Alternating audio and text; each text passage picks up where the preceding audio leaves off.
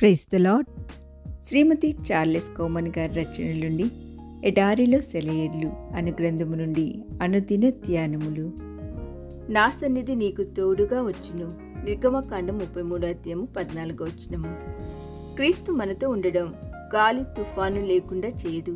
ఆయన మనతో ఉన్నా కూడా గాలి తుఫానులుంటాయి, కానీ వాటి మధ్యలో ఆయన మనతో ఉంటాడు. ప్రశాంత సమయాలలో కంటే ప్రమాద వేళల్లోనే ఆయన మనకు సమీపంగా ఉంటాడు. సంతోష సమయాలలో కంటే శ్రమ సమయాల్లోనే ఆయన చేతుల్లో మనం సురక్షితంగా ఉంటాం. మనం బలమైన బండపైనే నమ్మకం ఉంచుతాం తప్ప కృంగిపోతున్న నేలపై కాదు. అన్ని పరిస్థితుల్లోనూ మనల్ని స్థిరంగా నిలపగలిగే బలమైన బండ క్రీస్తే. మనం మన యజమానుడిలాగా ఉండాలి.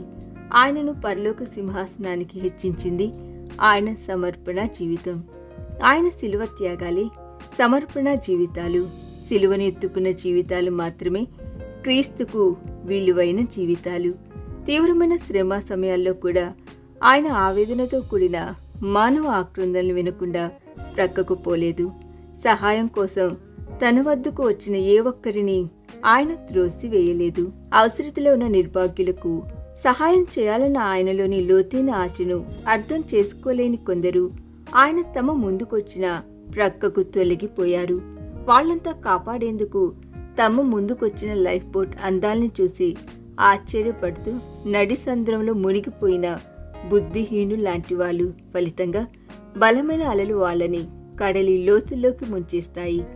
కల్లోలపు కెరటాలు తమను ముంచేస్తాయని, అవి శాశ్వతంగా తమను ప్రభువుకు దూరం చేస్తాయని శిష్యులు అనుకున్నారు. కానీ అవి వాళ్లను ప్రభువుకు మరింత దగ్గర చేశాయి. సముద్రంపై తుఫాను భీకరంగా చెలరేగుతున్న సమయంలోనూ, సముద్రపు టలలు తమ నావును ఊగిసలాడిస్తున్న వేళల్లోనూ తమ జీవితానికిదే అంతమని ఆ బెస్తవాళ్ళు అనుకున్నారు. కానీ వాళ్ళ ఆలోచనకు భిన్నంగా ప్రభు వాళ్లను సురక్షితంగా గమ్యం చేర్చాడు.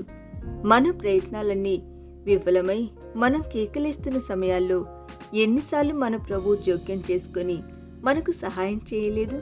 నేస్తమా, నీ ముందుకు దూసుకొస్తున్న పెనుగాలను చూసి భయపడకు. నీ చుట్టూ అలజడి రేపుతున్న కడలి కెరటాలను చూసి వణికిపోకు. అవన్నీ నీ పరలోక తండ్రి ఆధీనంలోనే ఉన్నాయని తెలుసుకో. ఈ దిన ధ్యానము మనందరి ఆత్మీయ జీవితమునకు ఆశీర్వాదకరముగా ఉండునుగాక. ఆమేన్.